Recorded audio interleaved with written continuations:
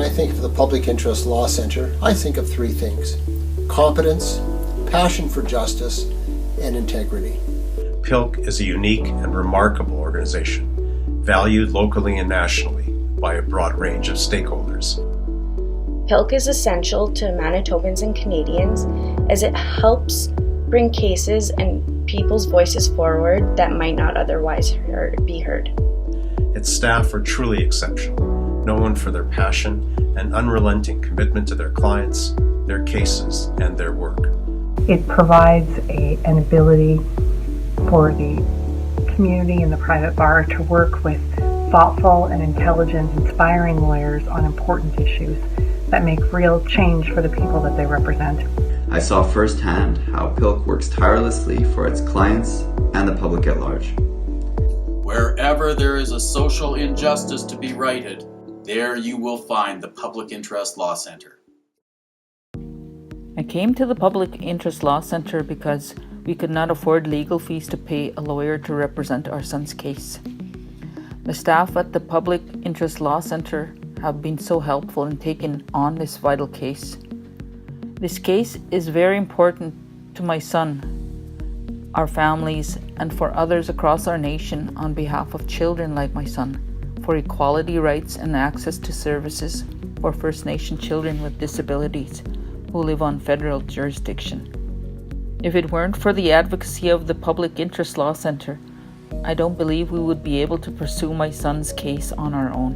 When inner city activist Kathy Collins was standing in front of a bulldozer that Canada Tire was trying to tear down two lovely houses, Kathy called me, I called Arnie, and an hour later Arnie had an injunction and the bulldozers went away, and 30 odd years later those lovely houses are still there, providing a place for people to live. My connection directly with PILC came in 2010 when New Directions purchased a house in the RM of Springfield, and we were met with tremendous opposition by both the municipality and the neighbours. Our lawyer, Taylor McCaffrey, was involved with us at the very beginning and involved PILC, asked PILC if they would engage in the effort to address the discriminatory application of bylaws. Over the course of 4 years and through a human rights process and a threat of a Queen's Bench application or a day in court, we were successful in getting the RM to stop discriminating against our folks, and they were allowed to move into the community and are living very well out there in Springfield. This would not have been possible without the assistance of both the Taylor McCaffrey lawyers and PILC, in particular Byron Williams and Mafonwi Bowman, who were tremendous advocates and committed to our cause right from the beginning, understanding the broad implications of this for people living in the community. In 1996, the Auditor General released a report. In that report, a family trust was identified as moving $2 billion in assets to the United States without paying capital gains tax. This caused a lot of media attention. When it became apparent that the government of the day was not going to do anything about collecting the tax, Choices decided that they'd have to do something about forcing the government to collect what was hundreds of millions of dollars of unpaid taxes. With the support of the Public Interest Law Centre, a lawsuit was launched, and we spent over 5 years in court. This is something that we just could not have done on our own without the support of the Public Interest Law Centre. And I was living in Thompson, and the city of Thompson decided to put in a curfew for kids 16 years of age and under. And of course it affected the kids whose parents didn't have cars and stuff, mostly Indigenous kids. I called Byron, we got a local lawyer, Ron Dearman, involved, and PILC wrote the City Council. City Council said, "Who's PILC?" Well, they did a little bit of research, and I think it was within 6 months, City Council rescinded the curfew. And kids have now, and that's over 10 years ago, the kids are still able to go out at night in Thompson, thanks to PILC. Even though we were not able to collect the taxes, there were a couple of victories. The first victory was, it was the first time that a third party was able to challenge the tax treatment of another taxpayer. In another aspect, the federal court judge provided the criteria by which public interest litigants could be awarded costs. This last point is perhaps the most important thing for other potential public interest litigants, because public interest cases are extremely expensive. I just want to share some thoughts about the work that we did with the PILC at the Turtle Lodge, a place of ceremony, a place of a sacred space where we came together with the elders, knowledge keepers, with PILC, and how we were able to do that work together. They were very supportive, very instrumental in getting our message across to Canada on a national level in regards to the pipeline projects that were taking place, so that we could share about why it was important for us as a knowledge keepers. Our partnership with the Public Interest Law Center started when we were dealing with hydro rates that had huge impacts on our clients. Then we worked together to help regulate the payday lending industry. Then I asked Byron to do a research paper on the right to food in Canada. His team proposed a solution to high milk prices in the north. We're still working on that. As well, we've asked Byron to do some homework on the basic income model in Canada to see if it effectively touches families. Byron and Garth Smorang and his team created research that has been presented at 2 academic conferences held in Winnipeg. The latest news, thanks to Public Interest Law Center, welfare recipients no longer lose their charter rights when they're before the Social Services Appeal Board. The John Howard Society has been working with PILC, along with the Canadian Mental Health Association, on an inquest looking into the death of an inmate at Stony Mountain Institution.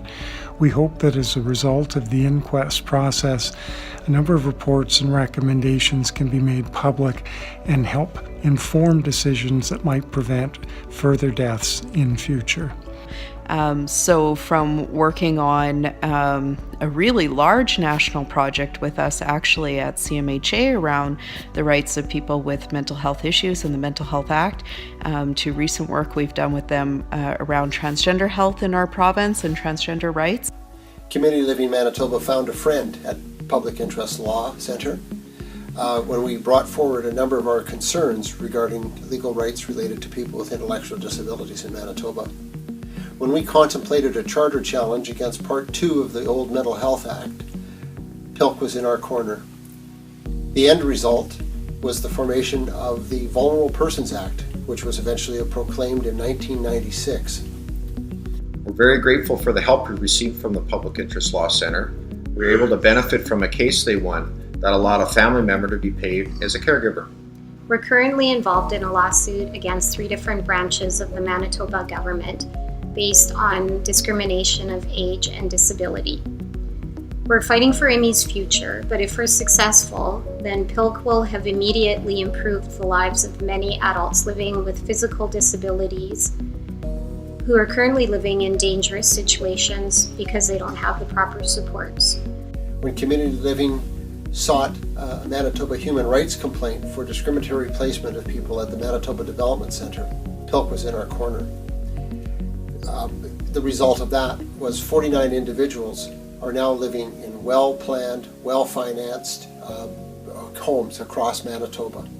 We brought forward a number of other situations throughout our years for action, for an opinion, and we've always received a warm welcome from PILC to help us move forward. We've worked together in so many cases and initiatives throughout the past 35 years, including a successful challenge to the federal government over its use of UI monies to pay the cost of the Forget Commission of Inquiry, EI charter challenges which increased eligibility for benefits, and initiatives to enhance training for community-based advocates.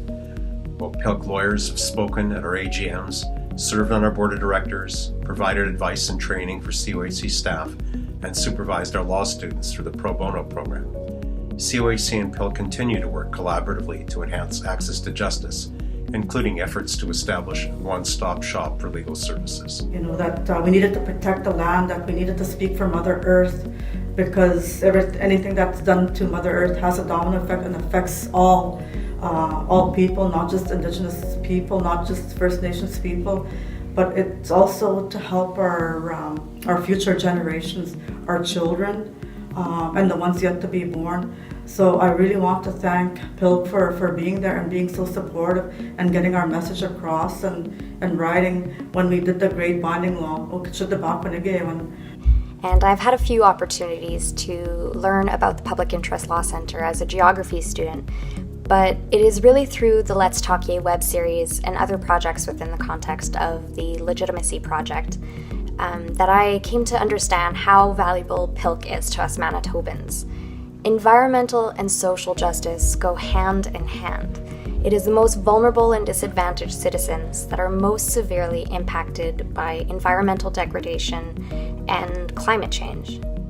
Ever since grade 6, I have always dreamed of becoming a lawyer, as I've always wanted to make the world a better place and help give voices to people who might not otherwise be heard.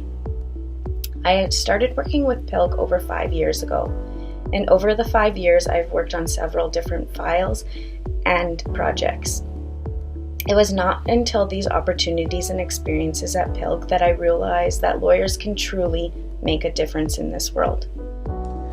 As a student employed by PILC, I was also one of its beneficiaries.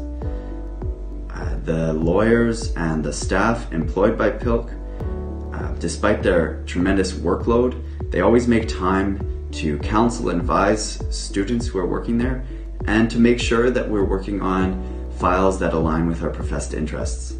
I was asked to speak about PILC from the perspective of an articling student, as even though I had been warned by multiple previous articling students that PILC would be very stressful and would eat up almost all of my time for an entire year, I did just complete my articles at PILC in June of 2017, and I can honestly say that it's been the single most rewarding and educational experience of my professional life. I learned that even though we deal with some very serious topics and we strive to do our best all the time, we still need to have fun. And I learned that a small group of passionate and dedicated people literally can change the world, as that is what happens at PILC, and I'm honored that I got to be involved in that even for a year. I feel blessed to have worked with the people who have worked and still currently work at PILC, because many of these people, if not all of these people, have been sources of inspiration and role models to me as I pave my way through my life. I've had the opportunity to work with PILC a lot over the years, several times in my former job and on an important file in my new job. And I think what I would really want to say is really how big a difference that PILC has made in terms of there's nowhere else we could possibly access these kinds of services and legal advice, and frankly the team is always amazing, and whenever we've asked them to contribute or be a part of a project, they're always there, they always show up, they're always enthused and interested, and sometimes we throw some really hard things at them. I've had the opportunity in working with PILC to make great professional and personal relationships with an amazing group of talented people. And in addition to serving its clients, PILC also unites a community of private bar lawyers who are passionate and interested in social justice issues. And from that perspective, it has an invaluable place in my practice, and I think in Winnipeg's future legal community generally. PILC is not just a law firm. It's a mentorship center of the highest caliber. It's very important that Manitobans and Canadians have a strong public interest law centre that can bring forward the kinds of cases that might not otherwise be heard, and cases that are of importance to us all as citizens. And if Charles Dickens had ever met Arnie Peltz, Byron Williams, or any one of the host of fine lawyers who've worked for or articled at PILC over the last 35 years, Dickens would have had a very different opinion of the law. All the best for the next 35. The health of our environment is of great importance to public interest, so thank you so much, PILC, for all your hard work and dedication over the last 35 years. You guys provide such a valuable service, and we are so lucky to have you working on our team. So, happy anniversary. PILC's impact has been immense. Our communities, organizations, and peoples have all benefited greatly from your work. Congratulations and thank you, PILC. Here's to the next 35 years. We would never have been able to afford to fight this if we had to hire a private law firm. We're very fortunate that the Public Interest Law Center exists. A very sincere thank you to everyone there. Happy 35th anniversary. Thank you for this opportunity. Miigwech. Happy 35th. Don't rest. On behalf of New Directions and myself, congratulations to PILC on your 35th anniversary. Happy 35th anniversary, PILC, and I'm hopeful that there will be 35 more years of the dedicated work being accomplished at PILC. Thank you. Thank you very much, PILC. I'm sorry I kept you there today to celebrate your anniversary with you. I'm constantly impressed by the breadth and depth, and I look forward to a long 30 more years of working with PILC, and I'm grateful for the opportunity to be able to talk about it. Thanks. So thanks, PILC. Thanks for being there, and congratulations on 35 years in the community. Miigwech.